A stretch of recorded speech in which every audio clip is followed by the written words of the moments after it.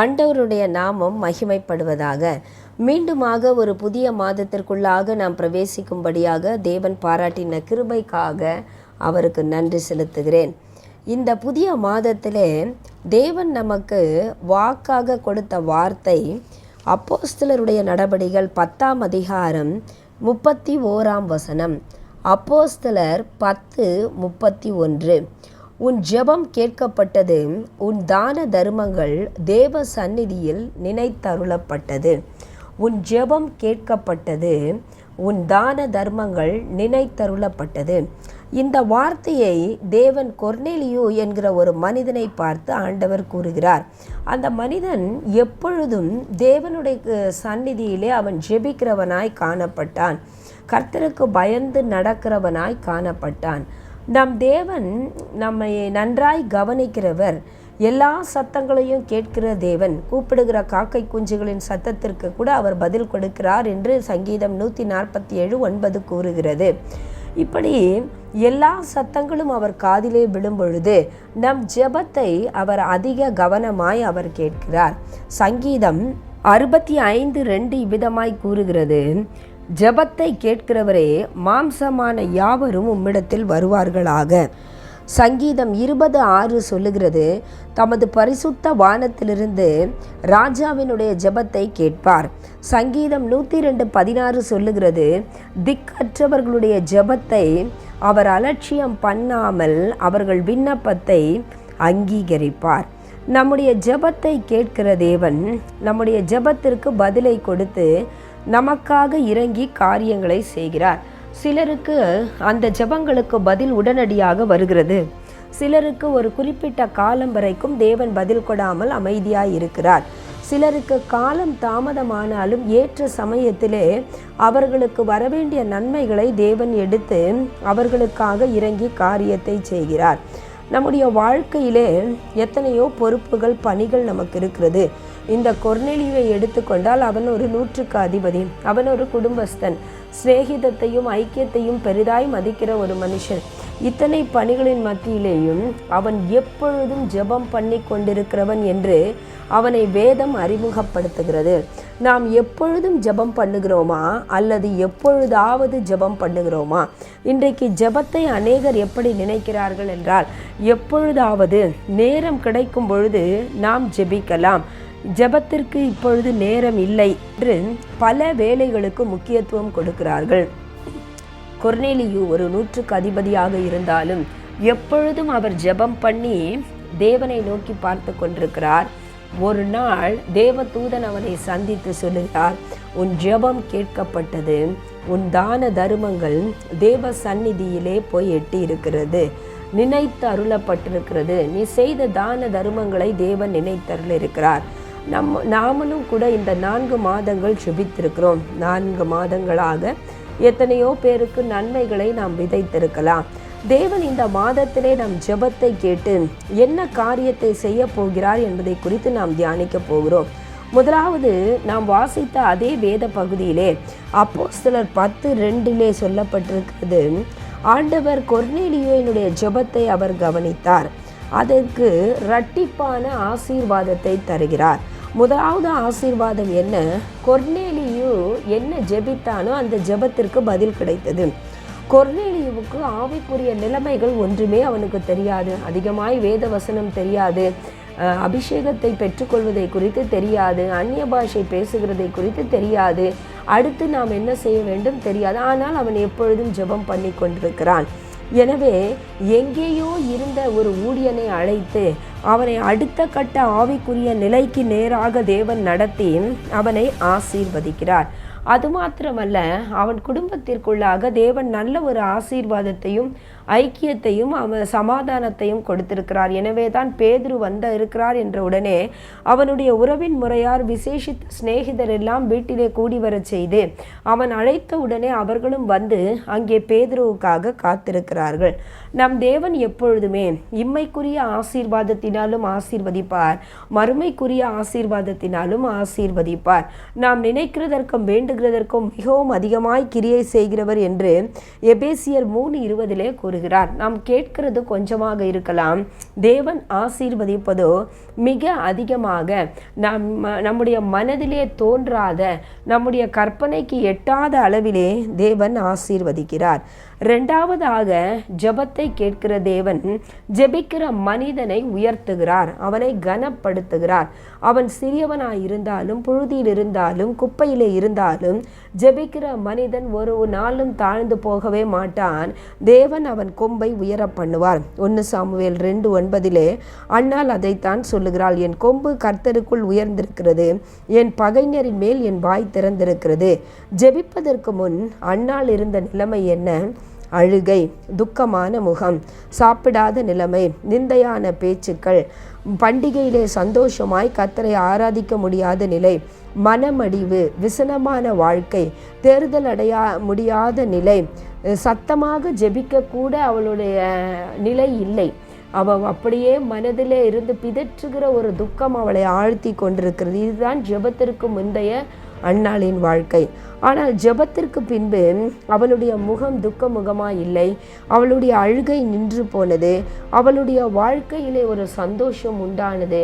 கர்த்தர் ஜெபத்திற்கு பதில் கொடுத்து அவளுடைய பொருத்தனைகளை நிறைவேற்றும்படி செய்தார். இப்பொழுது அவள் சொல்லுகிறாள், இந்த பிள்ளைக்காக விண்ணப்பம் பண்ணினேன் என்று ஏலியினிடத்திலே சொல்லி, நான் கேட்ட என் விண்ணப்பத்தின்படி கர்த்தர் கட்டளையிட்டார் என்று சாட்சி பகருகிற ஒரு நிலைமைக்குள்ளாக அவள் கடந்து போய்கொண்டே இருக்கிறாள். அது மாத்திரமல்ல, 1 சாமுவேல் 2:1 சொல்லுகிறாள், என் கொம்பு கர்த்தருக்குள் உயர்ந்திருக்கிறது, என் பகைஞன் மேல் என் வாய் திறந்திருக்கிறது. ஆம் பிரியமானவர்களே, ஜெபிக்கிற மனிதர்களுடைய மேன்மையையும் உயர்வையும் யாராலுமே தடுக்க முடியாது. தேவன் அவர்களுடைய கொம்பை உயர பண்ணுவார். கொம்பு தான் மிருகத்திற்கு பலன், கொம்புதான் மேன்மை, கொம்புதான் மிருகத்திற்கு அழகு. அதுபோல நமக்கு ஒரு மேன்மை கனம் உண்டு. கர்த்தர் அதையெல்லாம் என்ன செய்கிறார்னா ஜெபிக்கிற மனிதனுக்கு தருகிறார். ஜெபிக்கிற மனிதன் எந்த நிலைமையில ஜெபித்து கொண்டிருந்தாலும் அதே நிலையில தேவன் இருக்க விடுவதில்லை. அவனை மேன்மைப்படுத்துகிறார், அவனை உயர்த்துகிறார். நீங்கள் அண்ணாலை எப்படி உயர்த்தினார் தெரியுங்களா? அவளுக்கு வேறு 5 பிள்ளைகளை தேவன் கொடுக்கிறார். பாக்கியவதியாய் மாறுகிறது மாத்திரமல்ல, அவளுடைய பிள்ளையான சாமுவேலோ அங்கே பெரிய தீர்க்கதரிசியாய் நின்று கொண்டிருக்கிறார். அவன் சொன்ன வார்த்தைகள் கேட்பதற்கு தான் முதல் பெயர்சபா மட்டுமுள்ள ஜனங்கள் கடந்து வருகிறார்கள். ஒரு வார்த்தையும் தரையிலே விழாதபடிக்கு தேவன் நிறுத்தினார். அங்கே சாமுவேலை கர்த்தர் பெரிய தீர்க்கதரிசியாக மாற்றினார். இந்த மாதம் ஜெபிக்கிற நீங்கள் ஒரு உயர்வை காண்கிற மாதம். உங்கள் பிள்ளைகளுடைய ஆசீர்வாதத்தையும் அவர்களுடைய உயர்வையும் கண்டு நீங்கள் சந்தோஷப்படுத்துகிற மாதம். இந்த மாதம் உங்கள் பகைஞரின் மேலே உங்கள் வாய் திறந்திருக்கும்படியான காரியத்தை தேவன் செய்வார். மூன்றாவதாக, ஜெபத்தை கேட்டு கர்த்தர் என்ன செய்கிறார்?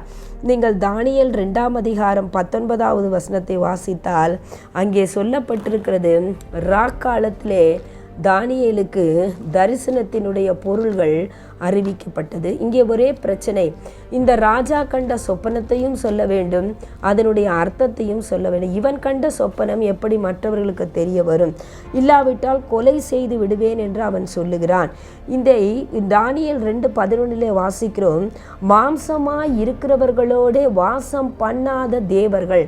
அப்படி என்றால் மனிதனுக்கு சம்பந்தமே இல்லாத, மனிதனுடைய எந்த ஒரு தொடுதலும் அசைவும் இல்லாத நிலைமையிலே இருக்கக்கூடிய ஒரு தேவர்கள், சம்பந்தமில்லாத பரலோகத்திலே வாசமாய் இருக்கிற தேவர்களுக்கு தான் இந்த காரியங்கள் வெளிப்படுத்தப்படும் என்று சொல்லுகிறார். ஆம், மாம்சமும் இரத்தமும் கல்வியும் ஞானமும் மறைப்பொருட்களை வெளிப்படுத்தவே படுத்தாது. தேவன் மாத்திரமே மறைப்பொருட்களை வெளிப்படுத்துகிறார். யாருக்கு வெளிப்படுத்துகிறார்? ஜெபிக்கிறவர்களுக்கு வெளிப்படுத்துகிறார். தானியேல் இந்த காரியத்தை அறிவித்து தானும் தன் நண்பர்களுமாக குழுவாக இணைந்து ஜெபிக்கிறார்கள். எப்பொழுதுமே நமக்கு ஜெபிக்கிற நண்பர்கள் தேவை, ஜெபிக்கிற ஐக்கியம் தேவை. ஒரு பிரச்சனை என்று வரும்பொழுது 4 பேர் நம்மோடு கூட சேர்ந்து ஜெபிக்கும் பொழுது அந்த ஜெபமானது அத்தனை வல்லமை உள்ளதாக மாறுகிறது. மாத்திரமல்ல, அது நம்மை பிரச்சனையிலிருந்து காப்பாற்றி உயர்வுக்கு நேராய் நடத்துகிறது. இங்கே ராக்காலத்திலே தானியேலுக்கு தரிசனத்தினுடைய பொருள் அறிவிக்கப்படுகிறது. அதனுடைய முடிவு, தானியேல் கனப்படுத்தப்படுகிறான். தானியேல் சொன்னதின் நிமித்தமாக ஜெபித்த அவனுடைய நண்பர்களும் உயர்வான ஒரு அதிகாரத்திற்குள்ளாக கடந்து வருகிறார்கள். தானியேல் ராஜாவின் சந்நிதியிலே கொலு மண்டபத்திலே இருக்கிறான். ஜெபிக்கிற நீங்களும் நானும் எங்கே ஆண்டவர் வைக்கிறார்? நம்மை அவருடைய சந்நிதிக்கு முன்பதாக மறைப்பொருட்களை நமக்கு வெளிப்படுத்தி கொடுக்கிறார். யாருக்குமே புலப்படாத தரிசனங்களுக்கு வெளிப்பாடுகளை நமக்கு தருகிறார். ஜெபிக்கிற மனிதனோடு கூட தேவன் காரியங்களை பகிர்ந்து கொள்ளுகிற ஒரு தேவனாய் இருக்கிறார். எனவே உங்களுடைய ஜெபங்கள் ஒரு நாளும் தரையிலே விழுந்து போகவே போகாது. கர்த்தர் உங்களுக்கு ரகசியங்களை வெளிப்படுத்துவார். இதற்காக நீங்கள் அங்கேயும் இங்கேயும் தீர்க்கதரிசிகளிடத்திலே ஓட வேண்டாம்.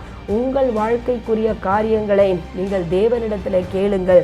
தேவன் வரைபடம் போல அழகாய் காண்பித்து உங்கள் பிள்ளைகளின் நிலைகளை காண்பித்து அவர்களுடைய காரியங்களை குறித்து எதிர்காலத்தை குறித்து கர்த்தர் காண்பித்து உங்களுக்காக அற்புதத்தை செய்வார். அதனால தான் ஆண்டவர் சொல்கிறார், வரும் காரியங்களை என்னிடத்திலே கேளுங்கள். நாம் தான் தேவனிடத்தில் கேட்க மறந்து விடுகிறோம். ஜெபிக்கிற மனிதன் மறைப்பொருட்களையும் ரகசியங்களையும் அறிந்து கொள்ளுவான். கடைசியாக ஜெபத்தை கேட்டு கர்த்தர் என்ன செய்கிறார்? இழந்ததை தருகிறார். யோவேல் தீர்க்கதரிசியின் புஸ்தகம் 2ஆம் அதிகாரம் 25வது வசனத்திலே வாசிக்கிறோம்.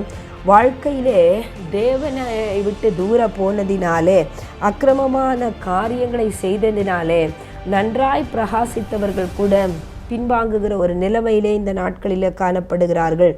இது நிமித்தம் தேவ கோபம் எழும்பி அவர்களுடைய வாழ்க்கையிலே அநேக காரியங்களை பட்சித்து இருக்கிறது.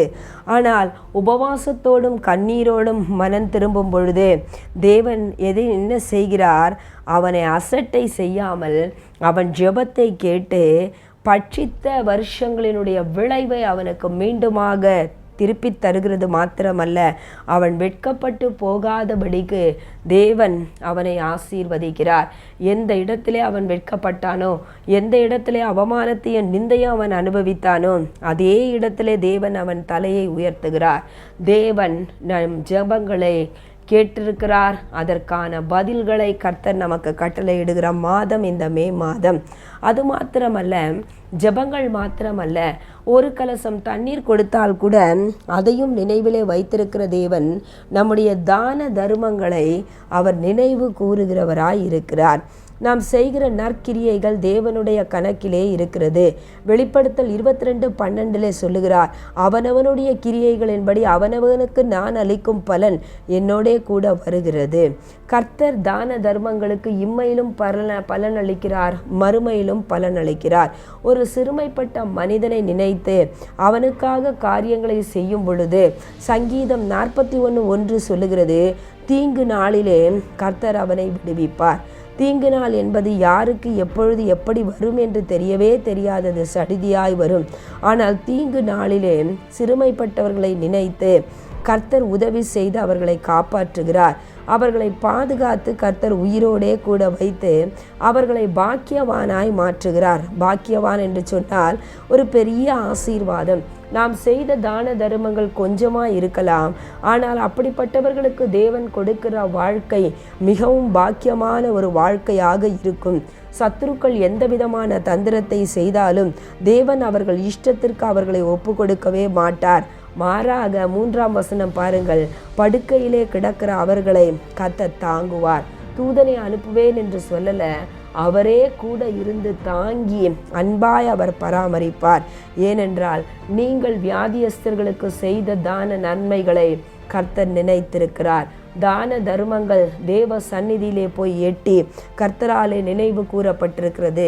என்னை கேட்டுக்கொண்டிருக்கிற பிரியமானவர்களே, இந்த 5வது மாதத்திலே கர்த்தர் நேரடியாக சொல்லுகிறார், உன் ஜெபம் கேட்கப்பட்டது, உன் தான தர்மங்கள் தேவ சந்நிதியிலே நினைத்த அருளப்பட்டிருக்கிறது.